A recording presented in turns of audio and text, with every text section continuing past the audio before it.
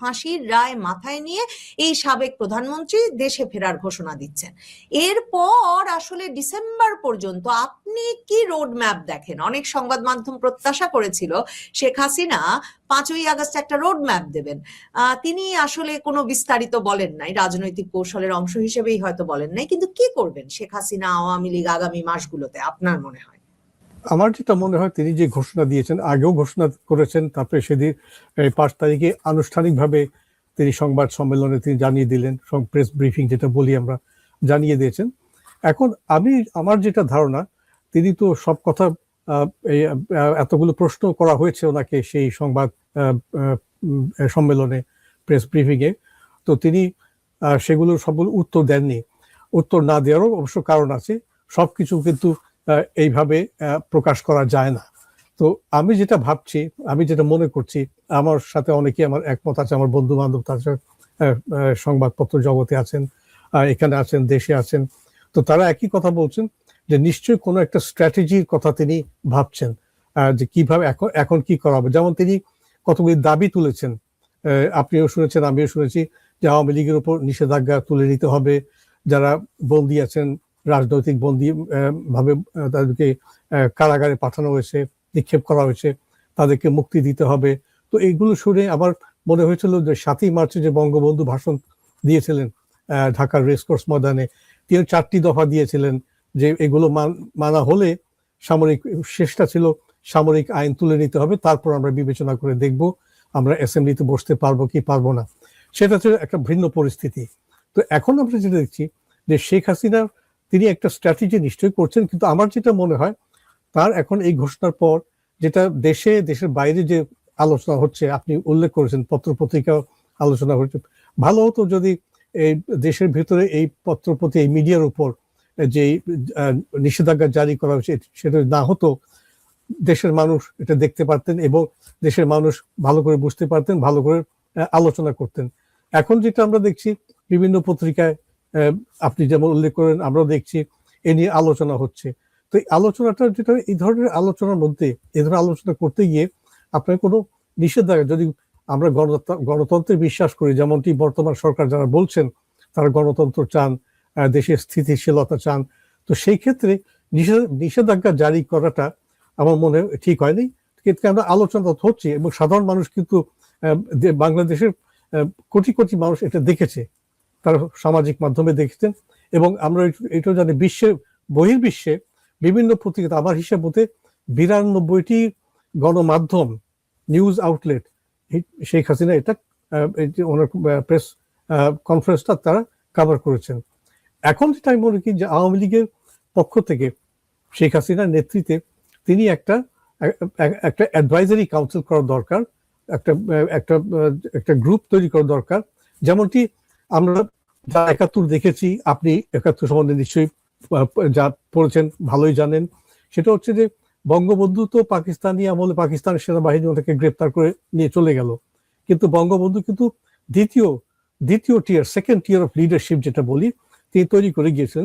সৈয়দ নজরুল ইসলাম, তাজউদ্দিন, বাকি যারা ছিলেন, এরা মুক্তিযুদ্ধ পরিচালনা করলো, মুক্তি বাহিনী গঠন করলেন এবং পাকিস্তানের বিরুদ্ধে যুদ্ধ ঘোষণা করে দেশকে বঙ্গবন্ধুর ইন্সপিরেশনে, বঙ্গবন্ধুর নেতৃত্বে তারা দেশটাকে স্বাধীন করে দিলেন। তো শেখ হাসিনার ব্যাপারে আমার মনে একটা সময় এসছে, তিনি তার যে আশেপাশে যারা আছেন আওয়ামী লীগের, দেশের ভিতরে আছেন, এখন দেশের ভিতরে সমস্যা হচ্ছে তিনি যাকে দায়িত্ব দিবেন হয়তো তিনি দায়িত্ব নিতে অপারগ হবেন, যেহেতু গ্রেপ্তারের একটা ভয় আছে। কিন্তু আবার আমরা এটাও মনে করি যে যেহেতু শেখ হাসিনা ঘোষণা করেছেন তিনি দেশে আসবেন, এই বিষয়টা বাংলাদেশ সরকার বর্তমানে যারা ক্ষমতায় আছেন তারা এটা যাতে এবং সিরিয়াসলি এটা নেন এবং তারা বিবেচনা নেন, এবং তাদের যারা মন্ত্রী আছেন, মন্ত্রী পরিষদে আছেন, তারপর আপনার অস্থায়ী রাষ্ট্রপতি আছেন, এদের এখন দায়িত্ব হবে তারা এটা এত মন্তব্য না করে, অনেকেই দেখছি আমরা মন্তব্য করছেন কেউ শেখ হাসিনা আসলে কি হবে, গ্রেপ্তার করা হবে, ঠিক আছে সেটা পরে দেখা যাবে, কিন্তু তিনি তো ঘোষণা দিয়ে করেছেন। এতদিন তো সবাই বলে বেড়াচ্ছে, এমনকি পত্রপত্রিকাও বেশ কয়েকটি, আমাদের যে গণ্যমান্য পত্রিকা যাদেরকে বলি, সম্পাদক যাদেরকে বলি, তারাও বলে বেড়াচ্ছেন এখন পর্যন্ত শেখ হাসিনা পালিয়ে গেছেন। না শেখ হাসিনা যদি পালিয়ে যাননি, এটা আমরা জানি, ওনাকে সেনাবাহিনী এসকর্ট করে দিল্লিতে পৌঁছে দিয়েছেন। তো যেই ব্যক্তি পালিয়ে যান তিনি তো আর দেশে ফিরেন না। তো শেখ হাসিনা তো পালিয়ে যাননি, তিনি নিজে ঘোষণা করেছেন প্রকাশ্যে পৃথিবীর সামনে তিনি দেশে ফিরবেন। এখন সরকারের দায়িত্ব হবে যে ওনাকে কিভাবে অভ্যর্থনা জানাবে, সেভাবে অভ্যর্থনা জানানো হবে, কিন্তু তার যে নিরাপত্তা, শেখ হাসিনা যখন দেশে ফিরবেন তার নিরাপত্তা কি হবে এবং তার যে আইনি প্রক্রিয়াটা শুরু হবে। তিনি বলছেন তিনি জেলে যাবেন, এমনকি তিনি বলছেন তিনি ফাঁসির মঞ্চেও যাবেন, সেটা তিনি বলেছেন। কিন্তু তার মানে এই না যে ওনাকে যারা আছেন ক্ষমতায় তার সরাসরি একদম ওই ফাঁসির মঞ্চে নিয়ে যাবে। একটা আইনের ব্যাপার আছে, রুল অফ ল আছে, এটা সরকারের দায়িত্ব হবে তাদের নিরাপত্তা। এবং শেখ হাসিনা যে কথাগুলো বলেছেন এটা কিন্তু সরকারকে এমন একটা পরিস্থিতিতে দিয়েছে যে সরকার এতদিন সরকার এবং সরকারের সমর্থক যারা আছেন এবং ইউনূসের আমলে যারা এই কাজগুলো করেছেন তারা কিন্তু একটু বিব্রত বোধ করছেন। তো তারা বিব্রত বোধ না করে পরিস্থিতি কিভাবে সামাল দিতে হবে এটা তাদের বিবেচনা করা উচিত। আর শেখ হাসিনার যেটা দায়িত্ব হবে, তিনি তার আশেপাশে তিনি একটা সেকেন্ড টিয়ার অফ লিডারশিপ তৈরি করবেন এবং সেই নেতৃত্বের মাধ্যমে উনি কিভাবে দেশে ফিরবেন এটা পরিষ্কার করতে হবে। এবং আওয়ামী লীগ এবং বিএনপি এর মধ্যে আমি যেটা মনে করি এমন একটা পরিস্থিতি হতে হবে যে দুইটি দল একে অপরের সাথে যোগাযোগের মাধ্যমে যোগাযোগ করুক এবং সেই সময় এসছে একটু নিগোসিয়েশনের মাধ্যমে তারা কথা বলুক। শেখ হাসিনা দেশে যাবেন, দেশে গেলে পরিস্থিতিটা কি হবে। এখন আন্তর্জাতিক সংবাদ মাধ্যম কিন্তু সংবাদ সম্মেলনে এই প্রশ্নটা করেছিল যে শেখ হাসিনার সঙ্গে তারেক রহমান সরকারের, বর্তমান বাংলাদেশ সরকারের কোনো যোগাযোগ হয়েছে কিনা, মানে কিসের ভরসায় তিনি দেশে যাওয়ার কথা বলছেন। আপনি যখন 1971 সালের 7ই মার্চের বঙ্গবন্ধুর ভাষণ থেকে ওই যে 25শে মার্চে বঙ্গবন্ধুর গ্রেফতার হওয়া পর্যন্ত ঘটনাবলীর সঙ্গে মেলালেন, তখন খুব পরিষ্কার হলো আপনি বলছেন যে শেখ হাসিনাও কয়েকটি দফা দিয়েছেন যে আওয়ামী লীগের ওপর থেকে নিষেধাজ্ঞা তুলতে হবে, রাজবন্দীদের মানে রাজনৈতিক বন্দীদের মুক্তি দিতে হবে, মামলা হামলা বন্ধ করতে হবে, না হলে কি হবে। বঙ্গবন্ধু তো বলেছিলেন যে না হলে অ্যাসেম্বলিতে যোগ দেবেন না, এবং তাতে বোঝা গেছিল যে তখন পাকিস্তানি বাহিনীর সঙ্গে মানে পাকিস্তান সরকারের সঙ্গে একটা সরাসরি মুখোমুখি সংঘাত। এবং 25শে মার্চে এসে বঙ্গবন্ধু যখন গ্রেফতার হলেন তার দল তৈরি, মানে তার অনুপস্থিতিতে কারা চালিয়ে নেবেন স্বাধীনতার সংগ্রাম সেটা তৈরি। এখন শেখ হাসিনা কি করবেন, মানে তার এই দাবিগুলো না মানা হলে তিনি তো সেরকম কিছু বলেন নাই। তিনি বলেছেন তিনি ফাঁসির মঞ্চের দিকে যাবেন, কারাদণ্ড বরণ করবেন। তখন তো তাহলে তাকে আওয়ামী লীগ টিকিয়ে রাখতে একটা উত্তরসূরি নির্বাচনের দিকে যেতেই হবে। সেটা তো খুব গুরুত্বপূর্ণ একটা বিষয় বটে নাকি আপনি আসলে ভাবছেন? অনেক বিশ্লেষক বলছেন যে তারেক রহমান সরকারের সাথে কোনো বোঝাপড়া ছাড়া তো আর শেখ হাসিনা আওয়ামী লীগ এরকম একটা ঘোষণা দিতে পারে না, বা আন্তর্জাতিক চাপের কথাও তো হচ্ছে। সেটা আছে, আন্তর্জাতিক চাপের কথা আছে। আর একটু পরিষ্কার করে নিতে হয়, 1971 সালে যে বঙ্গবন্ধুকে গ্রেফতার করা হলো এবং তাজউদ্দিন সাহেবের মন্ত্রিসভা সরকার গঠন করলেন, সেটা একটা পরিস্থিতি ছিল, বাংলাদেশের স্বাধীনতা সংগ্রামের কথা ছিল। এখন তো সেরকম পরিস্থিতি নেই এবং এমন হবে না যে এখানে পাকিস্তানের মতো 71-এর মতো একটা পরিস্থিতি হবে। শেখ হাসিনা নিজ স্বাধীন দেশেই ফিরবেন এবং যারা এখন ক্ষমতায় আছেন তারাও স্বাধীন বাংলাদেশেই ক্ষমতায় আছেন। অতএব আমি যেটা মনে করি আন্তর্জাতিক চাপ তো একটা থাকবে। আমরা ইদানিং দেখেছি অনেক কূটনৈতিক কার্যকলাপ হচ্ছে, মার্কিন দূত এসছেন, ঢাকায় ছিলেন এবং বর্তমান প্রধানমন্ত্রীর সাথে কথা বলেছেন, আওয়ামী লীগ নেতার সাথে কথা বলেছেন, সাবের হোসেন চৌধুরীর সাথে কথা বলেছেন, ভারতীয় হাইকমিশনের সাথে কথা বলেছেন, হাইকমিশনার আবার দিল্লিতে কলকাতাতে গিয়েছেন। তো অনেক কিছু ঘটে যাচ্ছে, কিন্তু এটা সরকারও জানে, শেখ হাসিনাও জানেন। এখন যেটা বললাম যে শেখ হাসিনা যেটা বলছেন, যা আমরা শুনেছি ওই সেই সংবাদ সম্মেলন থেকে, যে কোনো যোগাযোগ হয়নি। কিন্তু আমার মনে এখন পরিস্থিতি এমন পর্যায়ে দাঁড়িয়েছে দুই দলেরই একটু যোগাযোগ করার দরকার। এখন সরাসরি যোগাযোগ না করলে, এবং আওয়ামী লীগ তো খুবই তাদের যে শেখ হাসিনার ভাষণে এবং যারা আওয়ামী লীগের নেতা কর্মী আছেন তাদের কথাবার্তায়, বিশেষ করে 5ই আগস্টের পর আমরা যে কনফিডেন্সটা আমরা দেখতে পাচ্ছি, যে আত্মবিশ্বাসটা দেখতে পাচ্ছি, এটা কিন্তু অনেক বেড়ে গেছে। এটা আমরা সামাজিক মাধ্যমেও দেখছি এবং বিভিন্ন রকমের আলোচনার মাধ্যমেও দেখছি। সরকারের দায়িত্ব হবে আওয়ামী লীগের সাথে যোগাযোগ স্থাপন করা। এখন তারা বলতে পারে যে আওয়ামী লীগ তো নিষিদ্ধ দল, তো নিষিদ্ধ দল বলে কোনো ইয়ে নাই। নিষিদ্ধ দল তো আওয়ামী লীগ ৭১ ছিল, যে আওয়ামী লীগ ৭১ নিষিদ্ধ দল কিন্তু মুক্তিযুদ্ধ পরিচালনা করে দেশ স্বাধীন করে দিয়েছে। এই রেকর্ড গুলো সামনে আছে আওয়ামী লীগের। আর যদি বিএনপি সরকার যদি অপারগ আলোচনা সরাসরি যোগাযোগ না করতে চান, তাহলে একজন মধ্যস্থতাকারী দরকার। মধ্যস্থতাকারী দল হতে পারে, কয়েকজন ব্যক্তি হতে পারে, যাদেরকে এই সরকার বিশ্বাস করেন, সরকার আপনার কনফিডেন্স এদের উপর আছে। আবার একই সাথে যে আওয়ামী লীগও তাদের সাথে তাদের মাধ্যমে কথা বলতে রাজি আছেন। আমার মনে এই একটা পথ আছে। কেন পরিস্থিতি তো এমনি খুব ঘোলাটে পরিস্থিতি এই জন্য, যে পরিস্থিতি ইউনূস আমলে করা গেছে, সেই পরিস্থিতিতে কিন্তু বিএনপি আটকে আছে। বিএনপির দায়িত্ব হবে, বিএনপি সরকারের দায়িত্ব হবে যে ইউনূস যেই লেগেসিটা, ডার্ক লেগেসিটা রেখে গেছেন, সেখান থেকে আস্তে আস্তে তাদেরকে বেরিয়ে আসতে হবে। ইউনূসের করা যে বোঝাটা, এই বোঝাটা তারা নেবেন কেন? এবং তাদের ভাবা উচিত যে অতীতে সবসময় কিন্তু বিএনপি এবং আওয়ামী লীগ, বিশেষ করে এরশাদের আমল থেকে যদি আমরা দেখি, বিএনপি আওয়ামী লীগ একসাথে আন্দোলন করেছেন স্বৈরাচারের বিরুদ্ধে, ডিক্টেটরশিপের বিরুদ্ধে। তো ভবিষ্যতে ওই যতই মানুষ স্বীকার করুক বা না করুক, যে এখন যে অনেকে ভাবছেন যে আওয়ামী লীগ আর নেই, আওয়ামী লীগ আসবে না, আওয়ামী লীগ অবশ্যই আসবে। এবং আওয়ামী লীগ বিএনপি আমাদের দেশের ইতিহাসে মিলে একটা কিন্তু অলিখিত আনঅফিসিয়াল একটা 2 পার্টি সিস্টেম হয়ে গেছে। তো বিএনপির এটা বোঝা উচিত যে আওয়ামী লীগের সাথে কথা বলতে হবে, একটু বোঝাপড়া করতে হবে।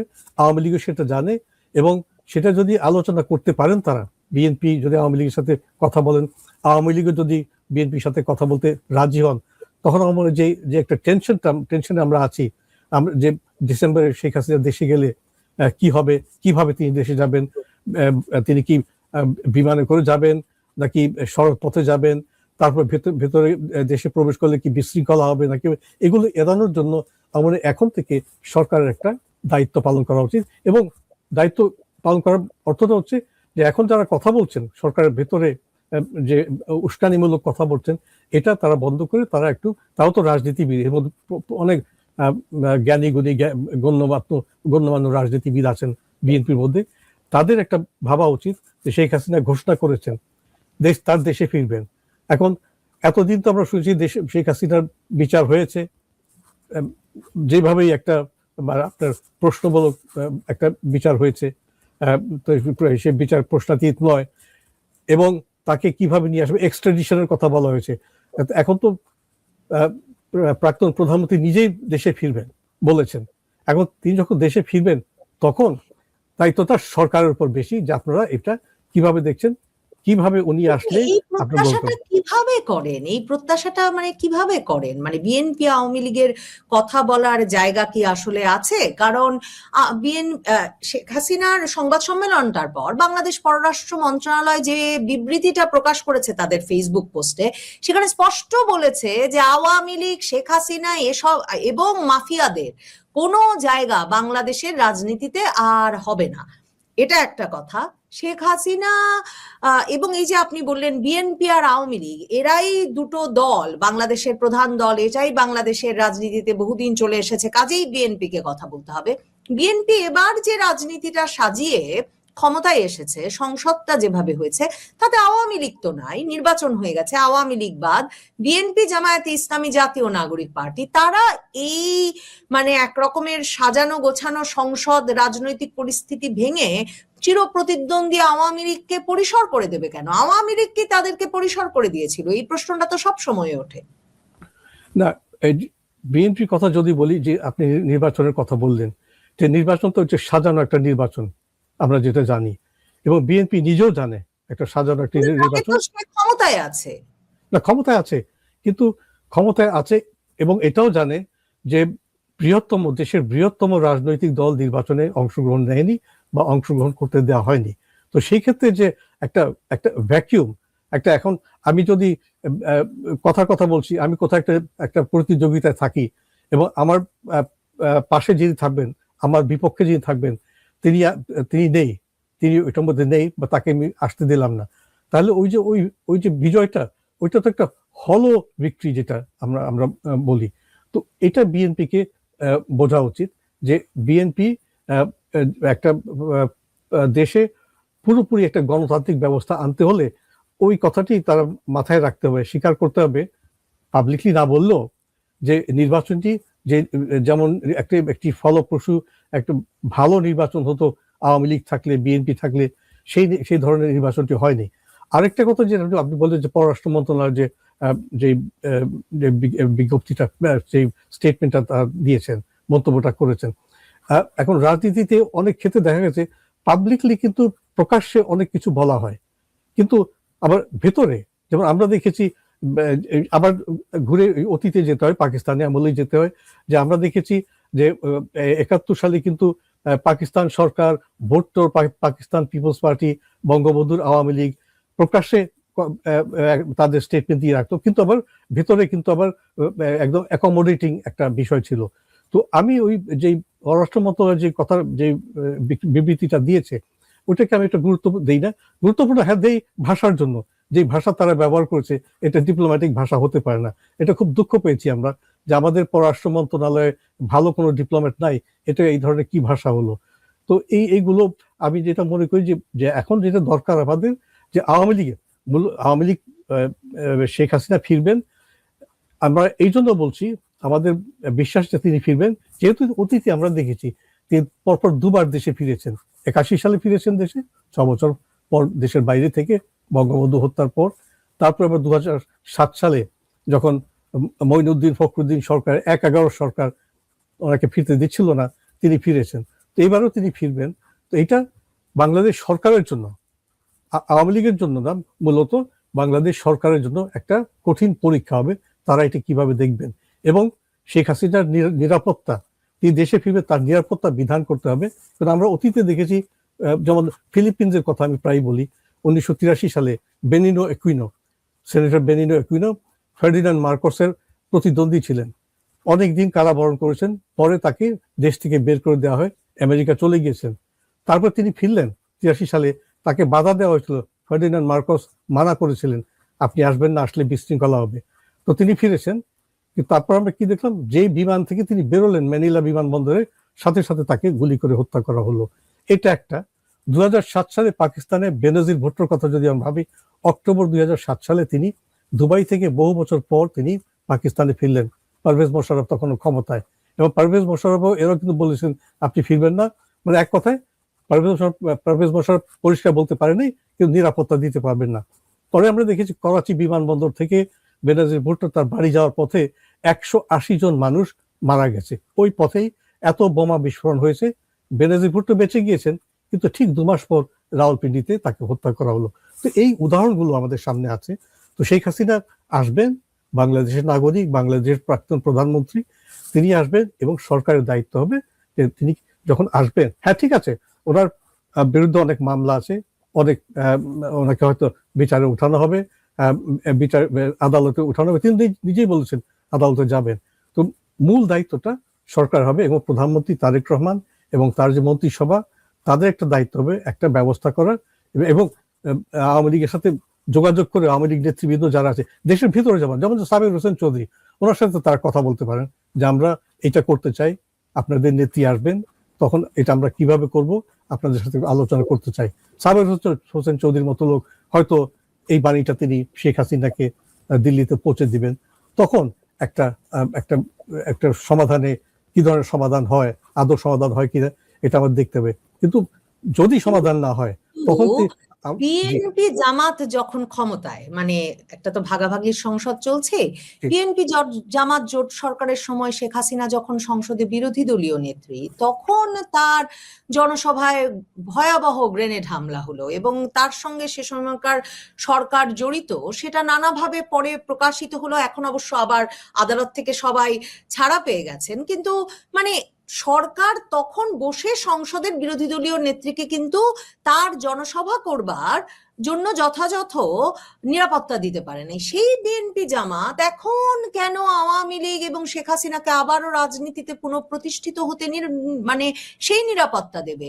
মানে শেখ হাসিনাকে হত্যা করে ফেলার যে আশঙ্কার কথা আপনি বলছেন, সেটা তো একটা গুরুতর আশঙ্কা, এবং সে আশঙ্কাও শেখ হাসিনার আছে বলে তিনি বলছেন সংবাদ মাধ্যমে, তবু তিনি ফিরবেন বলছেন। কিন্তু সেটা আসলে মানে সেটা কোন পরিণতি ডেকে আনবে? মানে বিএনপি জামাত জোট সরকার বা বিএনপি জামাত তাকে নিরাপত্তা দেবে, এটা এটা একটু বাড়াবাড়ি আশা কিনা?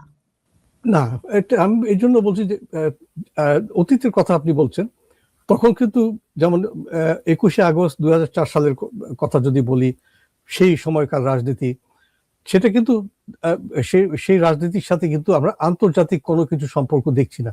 কিন্তু ইদানিং বর্তমান যেটা হচ্ছে, আমরা যে ভূ রাজনীতি, জিও পলিটিক্স, এটা আমরা দেখছি যে ভারত সরকার এটা নিয়ে চিন্তিত, মার্কিন সরকার এটা নিয়ে চিন্তিত, ব্রিটিশ সরকার চিন্তিত, ইউরোপিয়ান ইউনিয়ন এটা নিয়ে চিন্তিত।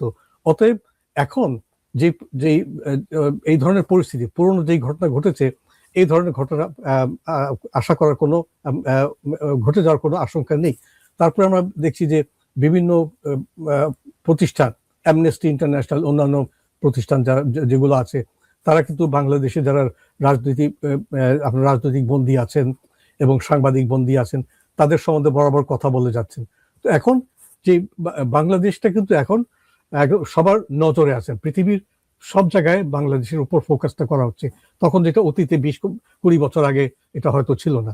তো এই যেই জন্য, যার জন্য এই যে প্রেশারটা যে থাকবে, এই প্রেশারটা কিন্তু আওয়ামী লীগের উপর তো আছেই, যে শেখ হাসিনা যাবেন, এবং সরকারের উপরও এই চাপটা থাকবে যে হ্যাঁ, বিএনপি আছে, জামাত আছে, তারা একসাথে কোনো এক সময় একসাথে রাজনীতি করতো, এখনো হয়তো একসাথে রাজনীতি করে, যদিও আনুষ্ঠানিকভাবে একজন বিরোধী দলে বসে আছেন, একজন সরকারি দলে বসে আছেন, কিন্তু তারা ভালোভাবে এটাও জানে যে আওয়ামী লীগের যে শক্তি দেশে এখন আছে, সেটা কিন্তু অস্বীকার করার উপায় নেই।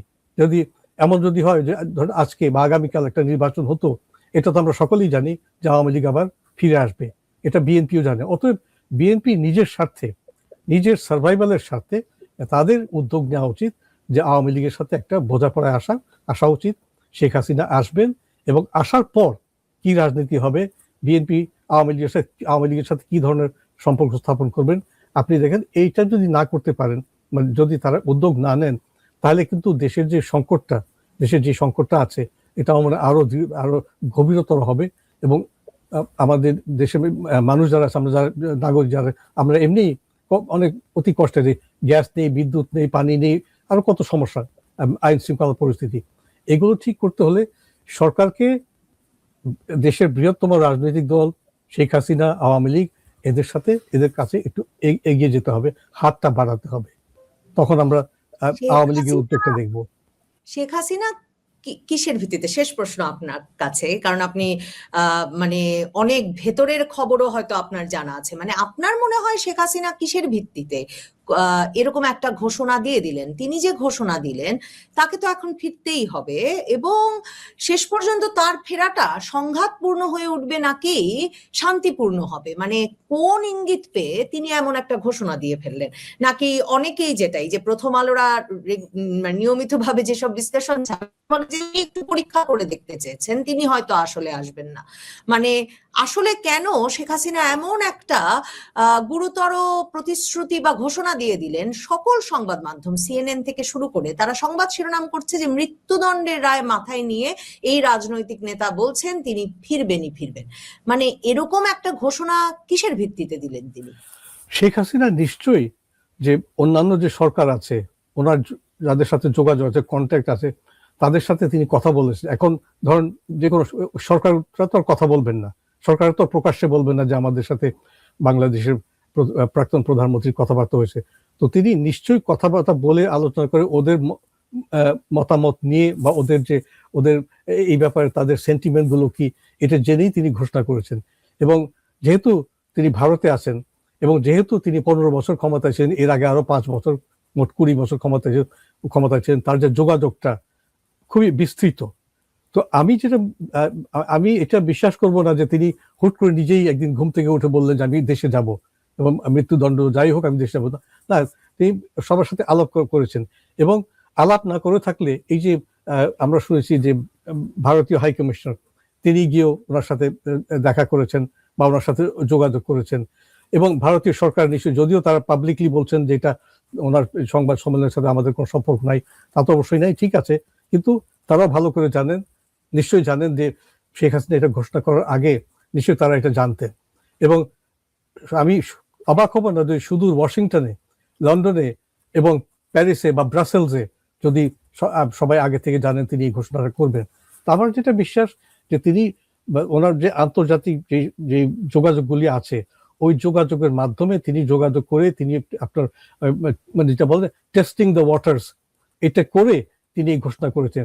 তিনি হুট করে একজন অভিজ্ঞ নেত্রী এবং অভিজ্ঞ প্রধানমন্ত্রী, ওনার আশেপাশে যারা আছেন বা ওনার যে যোগাযোগ আছেন আন্তর্জাতিক ক্ষেত্রে তারা ভালো করে জানেন যে তিনি যাবেন এবং সেই কথাবার্তার ভিত্তিতেই তিনি আসবেন। এবং আমি অবাক হব না যদি দেশের ভিতরে সরকারের মধ্যেও তারা অনেক আগে থেকে খবর পেয়েছেন যে তিনি এই ঘোষণা করবেন এবং তিনি আসবেন। তো অতএব আমি সেটা ওইভাবেই আমি দেখি। সুবীর দা, আপনার কাছে আমার প্রথম প্রশ্ন যে মানে এটা যে একটা সংবেদনশীল ব্যাপার, একটা খুব স্পর্শকাতর বিষয়, সেটা তো ভারতের এমনকি সংসদীয় কমিটিও বলছে, শশী থারুরদের কমিটিও সেটা বলল। এর মধ্যে ভারত সরকার শেখ হাসিনাকে একটা সংবাদ সম্মেলন করতে দিল। বাংলাদেশ সরকার বলছে যে তারা তো আগেও জানিয়েছিল যে সম্পর্কটা কোথায় যেতে পারে এমন একটা ঘটনা ঘটলে। তার মানে ভারত সরকার কি পাত্তা দিচ্ছে না বা মানে থোড়াই কেয়ার করছে একরকম, যে বাংলাদেশ সরকার কি ভাবে না ভাবে, এটাই কি বার্তা ভারত সরকারের? নিশ্চয়ই এটাই বার্তা যে ভারতে যে আছে সে প্রেস কনফারেন্স করতে পারে, সে তার দলের লোকজনের সাথে দেখা সাক্ষাৎ করে আসছে গত 2 বছর ধরে, নতুন কিছু নয়। এবং এর আগে তো শেখ হাসিনা ইন্টারভিউ দিয়েছেন, এটা হয়তো একটা ফর্মাল প্রেস কনফারেন্সে দিলেন, কিন্তু ইন্ডিভিজুয়ালি তো উনি ইন্টারভিউ এনডিটিভি কে দিয়েছেন, রয়টার্স, সবাইকে অনেককে দিয়েছেন, জাপানের জিজি প্রেস ইত্যাদি। এখানে একটা ব্যাপার পরিষ্কার, হ্যাঁ, চীনও মাঝে মাঝে দালাই লামা আমাদের ভারতের ভূখণ্ডে থেকে নানা রকম মন্তব্য ইতিপূর্বে করেছে। চীন তাতে মানে খুব ভালোভাবে ব্যাপারটাকে দেখেনি, অনেক সময় অনেক কিছু তারা মন্তব্য করেছে, কিন্তু তারপরেও ভারত দালাই লামাকে এখানে থাকার ক্ষেত্রেও কোন রকম তাদের নীতির কোনো পরিবর্তন হয়নি। দালাই লামা এখনো এই দেশে আছেন এবং দালাই লামা এখনো এখানে প্রেস যখন উনি চান, আজকাল একটু কম করেন, বয়স হয়ে গেছে, শরীর খুব ভালো নয়, কিন্তু উনি যখন চান উনি প্রেস কনফারেন্স করেন। হ্যাঁ, প্রেস কনফারেন্স করতে পারবে না একজন প্রতিষ্ঠিত নেতা আরেক দেশে হোক, যাই হোক, ইন্ডিয়া এটা মেনে নেবে না এখানে অবহিত আরেকটা ব্যাপার হচ্ছে যে এটা কিন্তু অনেকে বুঝতে পারছে না যে এটা প্রেস ক্লাব অফ ইন্ডিয়াতে শেখ হাসিনা কিন্তু এই প্রেস কনফারেন্সটা করেননি। এটা করেছেন কোথায়? Foreign correspondents club, south Asia. তুমি জানো খুব ভালো করেই যে এইখানে সাউথ এশিয়াতে বিদেশি মিডিয়া যারা আছে তারা ম্যাক্সিমামই দিল্লিতে আছে। 2-4টে অর্গানাইজেশন, যেমন আমি তুমি যেখানে কাজ করেছি বিবিসি, তাদের ঢাকাতে বড় সেট আপ আছে, কেন বিবিসির একসময় বাংলা সার্ভিস ছিল যথেষ্ট পপুলার। কিন্তু New York Times, Washington Post, London Times, Manchester Guardian, blah blah blah, যত লেমন্ড, ফ্রান্সের কি, জার্মানির ফ্রাঙ্কফুর্টার আলগেমাইন, এদের কি বাংলাদেশে কেউ আছে বড় যে স্ট্রিঙ্গার বা occasional writer? All their bureau people, their bureau chiefs, they're all based in Delhi. This was a request to the government of India from the Foreign Correspondents Club, which involves 250 to 300 foreign journalists. হ্যাঁ, তার কিছু কিছু Indian যারা member ওখানে, তুমি জানো আমি ওখানে মেম্বার ছিলাম, কেন, আমি বিবিসি। ইন্ডিয়ান ওখানে যারা member, they work for this foreign organisations. হ্যাঁ, ওখানে এনডিটিভি বলে কেউ মেম্বারশিপ পায় না। তো এই জন্য এখানে এদের এটা দাবি ছিল যে Sheikh Hasina, since she has announced যে উনি দেশে ফিরবেন, এটা আমাদের কাছে একটা বিরাট বড় স্টোরি এবং we want to speak to her. তো আলাদা আলাদা করে কতজনকে উনি ইন্টারভিউ দেবেন, এই জন্য একটা comprehensive press conference, where all our members can attend. This was the argument. এটা ভারত ডিনাই করলে ভারতের ইমেজ এরকম একটা ব্যাপার দাঁড়াতো যে বাংলাদেশের যে বর্তমান সরকার যারা গণতন্ত্রের নামে প্রহসন করছে কেন, media freedom is basic to democracy. তো সেখানে শেখ হাসিনার বক্তব্য আটকে দাও, এই করো, ব্ল্যাক আউট করো, মিডিয়া ব্ল্যাক আউট করো ইত্যাদি এইসব। হ্যাঁ, এই যে লোকগুলি ইউনূস সাহেবের আমলে শফি টফিরা যারা প্রেস সেক্রেটারি, একসময় শেখ হাসিনা একটু এদিক ওদিক হলে তার গভর্নমেন্টের সময় মিডিয়া ফ্রিডম ইন ডেঞ্জার বলে চিৎকার করতো, তারাও ফরেন মিডিয়াতে কাজ করেছে। হ্যাঁ, তো আজকে একটা অন্যরকম মানে একটা আলাদা স্ট্যান্ডার্ড কেন ব্যবহার করা হবে? তো ইন্ডিয়া গভর্নমেন্ট যেটা করেছে এটা খুব বুঝে সুঝেই করেছে, ইন্ডিয়া যাতে আমরা মিডিয়া গ্যাগ করছি এটা এরকম কোনো ধারণা না হয়, এবং আমাদের লোকজন শুধু কি media- তাই নাকি ভারত সরকার বাংলাদেশ সরকারকেও একটা বার্তা দিতে চাইলো যে তারা শেখ হাসিনার কথা বলার পরিসরটা চালু রাখতে চায়, শেখ হাসিনাকে কথা বলতে দিতে চায়?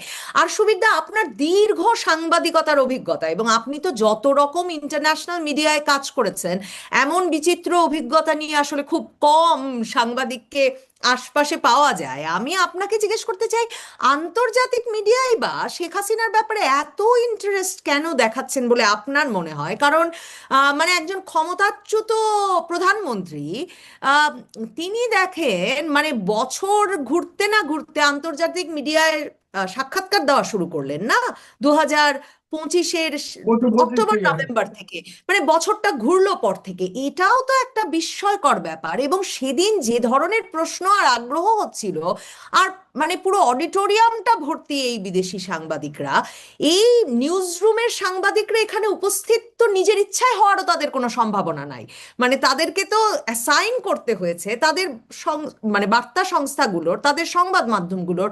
রয়টার্স, ডয়চে ভ্যালে কেউ তাকে দণ্ডপ্রাপ্ত লিখছেন না, পদচ্যুত লিখছেন না, সাবেক প্রধানমন্ত্রী লিখছেন, নির্বাসিত লিখছেন। ঘটনাটা কি ঘটে গেছে? না দেখো নবনীতা, তুমিও বিবিসিতে কাজ করেছো, আমি বিবিসিতে কাজ করেছি। এদের ব্যাপারটা হচ্ছে this is a great story. Media কি চায়, this is an exceptional story. যে একটা ট্র্যাডিশনাল লুকিং উইমেন, উনি তো একটা মেম সাহেব টাইপের চলাফেরা করেন না, শি ইজ অ্যান আর্কিটাইপের ট্র্যাডিশনাল লেডি পলিটিশিয়ান। এবং যেখানে মানে it's a story of courage, এক কথায় আলটিমেট কারেজ, যেটা আমি বলছি যে একজন পিওর ভাই। আমাদের বসরা যারা, হ্যাঁ ধরো বিবিসিতে আমার বস ছিলেন আলেকজান্ডার থমসন, উনি একটা কথা সবসময়, দুটো কথা বলতেন। এক হচ্ছে follow the money you will get the story, ভালো কথা। আরেকটা হচ্ছে we should never miss out on a story of courage. তো দালাই লামা বিরাট সাহসের একটা ব্যাপার, যে চীনের মতো অত বড় একটা শক্তির বিরুদ্ধে ওইটুক ছোট্ট টিবেটের এক নেতা, ধর্মীয় নেতা, একটা ধর্মীয় লেবাস পরে উনি হ্যাঁ খুব পিসফুল কথাবার্তা বলছেন, এবং মানে একটা ওইরকম ভায়োলেন্ট কমিউনিস্ট আপরাইজিং দিয়ে যারা ক্ষমতা এসছে তাদের সামনে উনি দাঁড়িয়ে, মানে it's almost a story like Gandhi, যে বিগ ব্রিটিশ এম্পায়ার বন্দুক নিয়ে তার সৈন্য ঘোরাঘুরি করছে, উনি একটা ওই আধা হাঁটুর উপরে ধুতি পরে apostle of non violence. It's an exceptional story. Sheikh Hasina মানে ট্র্যাডিশনাল মহিলা, মুসলিম মেজরিটি কান্ট্রি, সাহেবরা তো এটা অতটা বোঝে না যে বাংলাদেশ মুসলিম মেজরিটি ঠিকই, কিন্তু এটা বাঙালি, ইটস এ বেঙ্গলি কান্ট্রি।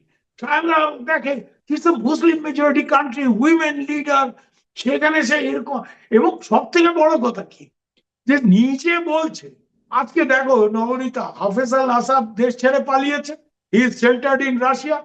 হ্যাঁ, হাফেজ আল আসাদ দেশে ফিরলে তার কি হবে আমিও জানি, তুমিও জানো। তো হাফেজ আল আসাদ কি দেশে ফিরবে?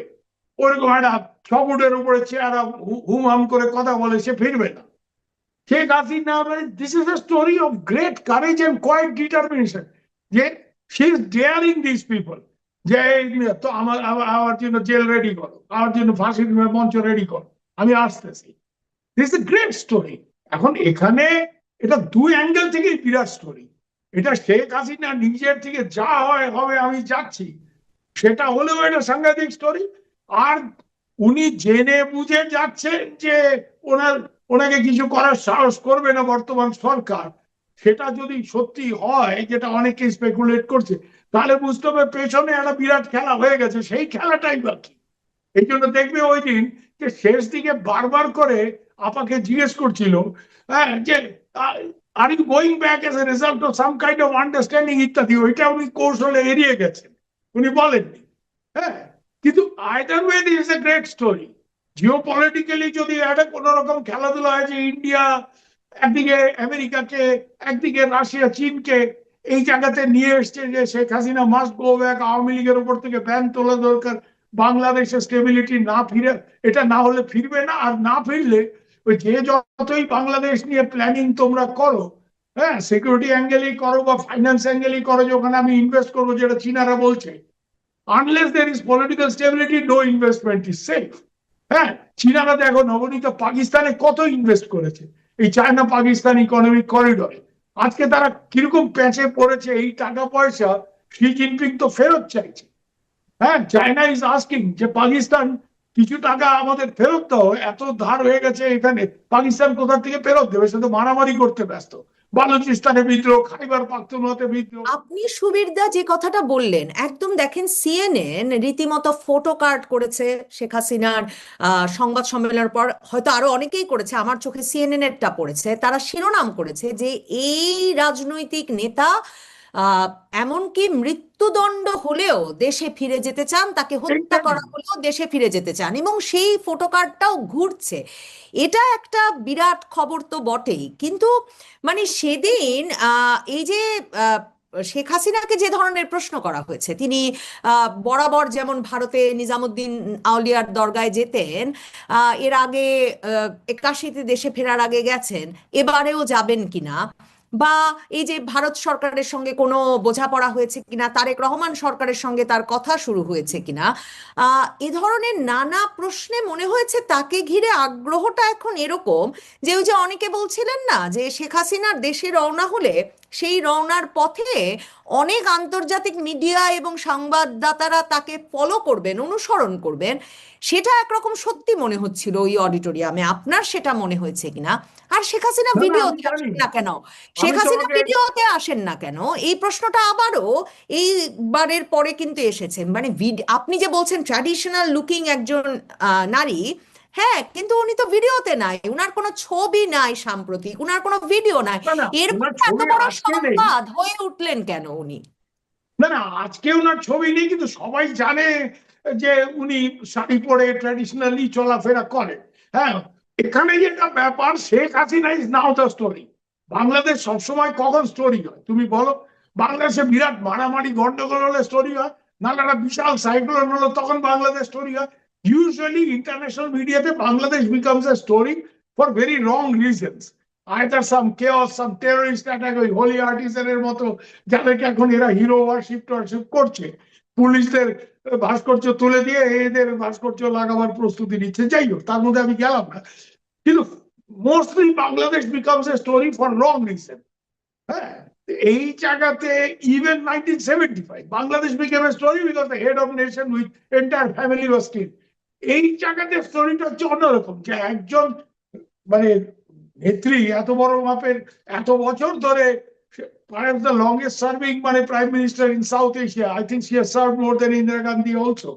এই জায়গাতে দাঁড়িয়ে যেখানে উনি ভারতে সেফলি থাকতে পারেন, ভারত যেখানে অফিসিয়ালি বলে দিয়েছে যে উনি যতদিন থাকতে চান উনি থাকবেন, it is her choice, Jaishankar এটা বলে দিয়েছে, এবং আমি জানি this is the feeling in Delhi also, বাহিনী জিতনা দিন রহনা রহেগা, যতদিন থাকতে, সেই জায়গাতে উনি আগ বাড়িয়ে দেশে ফিরতে চাইছেন। কেন উনি চাইছেন? উনি দেশে না ফিরলে ওনার দল যে মনমরা অবস্থায় রয়েছে, একটু ব্যাকফুটে রয়েছে, ওনার দলকে উনি দাঁড় করাতে পারবেন না। আর এই দেশে যে চড়াও মরাজকতা যেটা শুরু হয়েছে, ইউনুস সাহেব যেটার কান্ডারি, হ্যাঁ, he is the pioneer of chaos in Bangladesh, pioneer of chaos. এখন নোবেল প্রাইজ যদি কোনো কেওসের জন্য দেওয়া হয়, he should definitely gate A second Nobel. তো এই জায়গাতে দাঁড়িয়ে উনি দেশে ফিরছেন, এবং এটা শুধুমাত্র, তুমি তো সিএনএন এর ফটো কার্ডের কথা বললে, আমি অন্যান্য ল্যাঙ্গুয়েজে দেখেছি, ফ্রেঞ্চ পেপার টেপার, যে বাংলাদেশ লিডার, অনেকেই বাংলাদেশ লিডারের হেডলাইন টাইট করার জন্য, leader going back with death penalty on her head, মানে এই ডেথ পেনাল্টি মাথায় নিয়ে উনি দেশে ফিরছেন। So it becomes a story of courage. It becomes a story of tremendous courage and a women leader. একটা জিনিস কি, একটা ছেলে এই জিনিস করলে একরকম হতো, মহিলা নেত্রী, তারপরে ট্র্যাডিশনাল মহিলা, বুঝতে পারছো, যেটা এক সময় যে কিউরিওসিটিটা ওয়েস্টার্ন মিডিয়াতে ইন্দিরা গান্ধীকে নিয়েছিল, ভেরি ট্র্যাডিশনাল। ইন্দিরা গান্ধী তো মাথায়ও কাপড় দিতেন, হাতে মাথা জুড়ে এইসব করতেন, যার জন্য তোমার এই ইরানের হেড অফ দ্য স্টেট এরা খুব পছন্দ করতো ওনাকে, যে উনি মাথায় কাপড় দেন, তো মুসলিম মহিলারা কেন দেবে না। ইরানের এক নেতা মন্তব্য করেছিল একবার যে এই দেখো।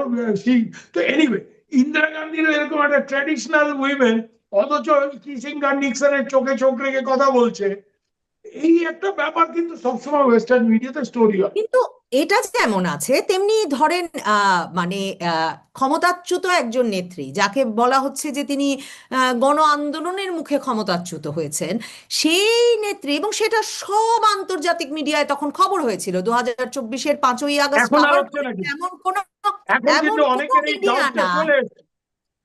কি ঘটলো সুবিধা, ঘটলোটা কি যে সেই নেত্রীকে এখন মানে তার দেশে ফেরাটাকে একটা মানবিক স্টোরি করা হচ্ছে, তার সাহসকে সামনে নিয়ে আসা হচ্ছে। মানে 2024-এর 5ই আগস্টে গণ আন্দোলনের গল্পটা কি এখন আর আন্তর্জাতিক মিডিয়া সেভাবে বিশ্বাস করছে না? মানে তারা শেখ হাসিনার বয়ানটা তুলে ধরার, তো কারণ আপনি আমাকে যদি একটু সুযোগ দেন, মানে যতই ভালো স্টোরি হোক, বয়ানটায় যদি বিশ্বাস না থাকে, আন্তর্জাতিক মিডিয়া তো এই বয়ান তুলে ধরার জন্য কোনো স্পেস দেবে না।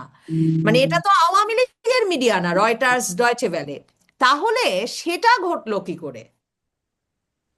না, এখানে একটা জিনিস কিন্তু বলতে হচ্ছে যে যেই বয়ানটা তুমি বলছো, আমি ডেফিনেটলি এই ব্যাপারে আমি জোর গলায় বলতে পারি যে there has been a very strong questioning of that narrative. ওই যে narrative যে here is a dictator, she has been thrown out, people's uprising, এই জায়গাটা কিন্তু চেঞ্জ হয়ে গেছে। আজকে পৃথিবীর ম্যাক্সিমাম মিডিয়া এটা জানে।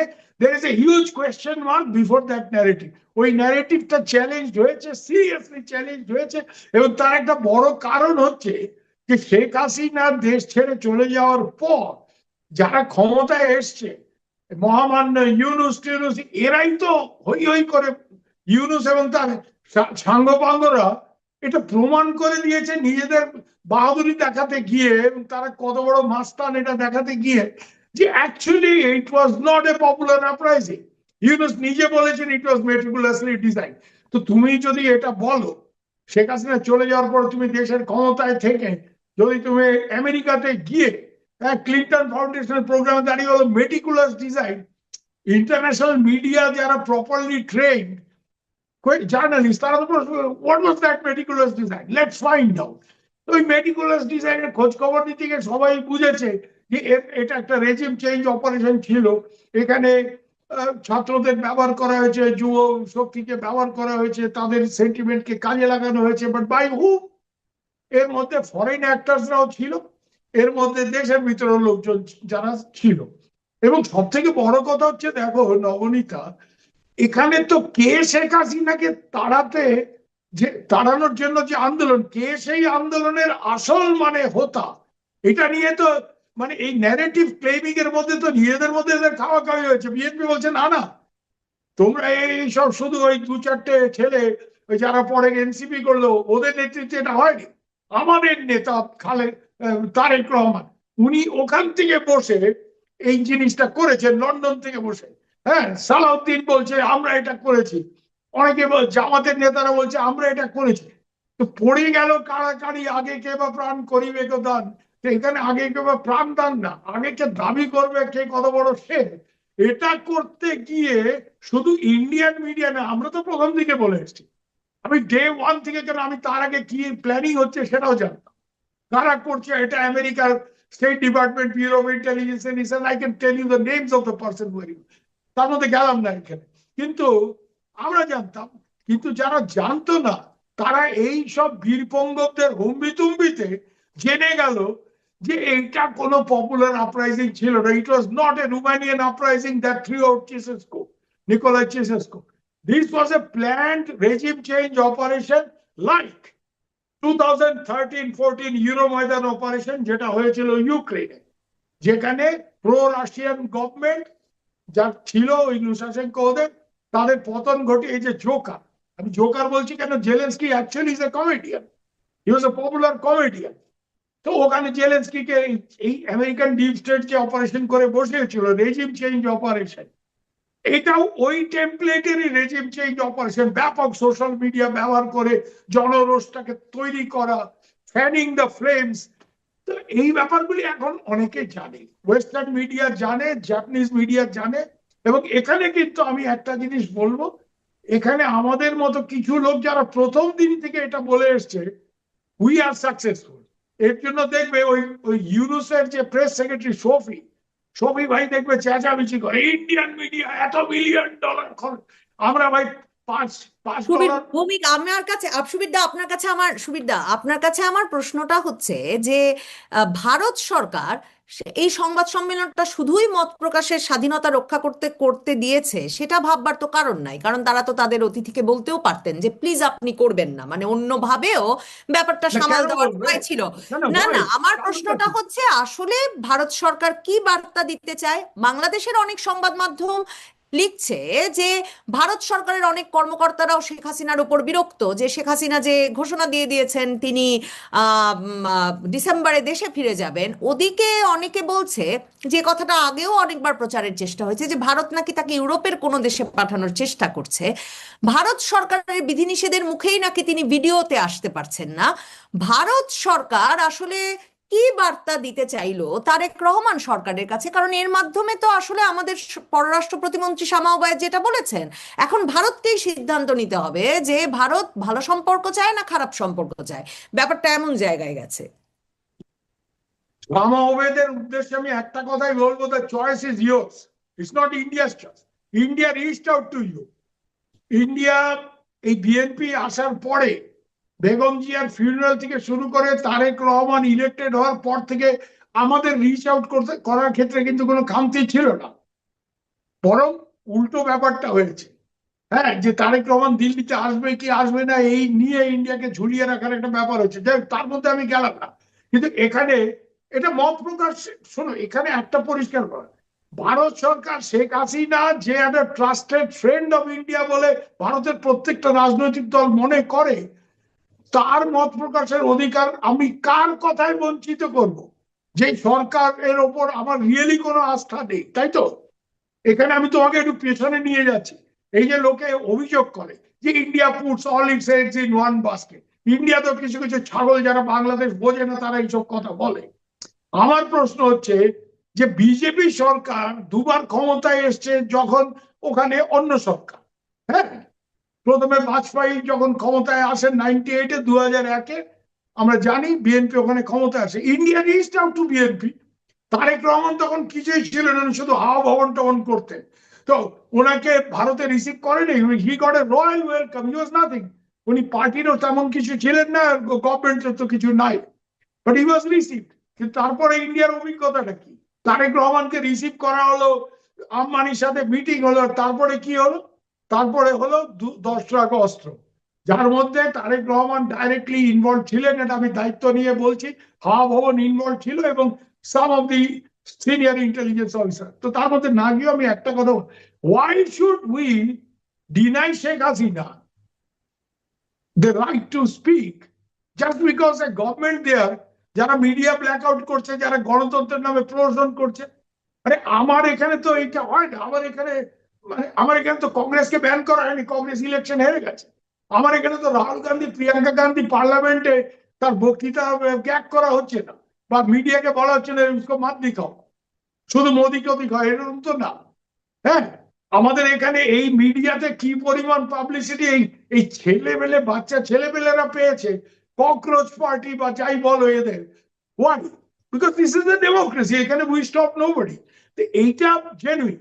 আর 2 নম্বর কথা হচ্ছে যে আমরা শেখ হাসিনা শুধু নয়, এই ধরনের অন্য কোনো যদি ব্যক্তিত্ব ভারতে শেল্টার পেয়ে থাকে তাদের ক্ষেত্রে এই জিনিস কিন্তু করা হয়েছে। Dalai Lama is a big example, কিন্তু অন্য ছোটখাটো এক্সাম্পলও রয়েছে ইন দ্য পাস্ট।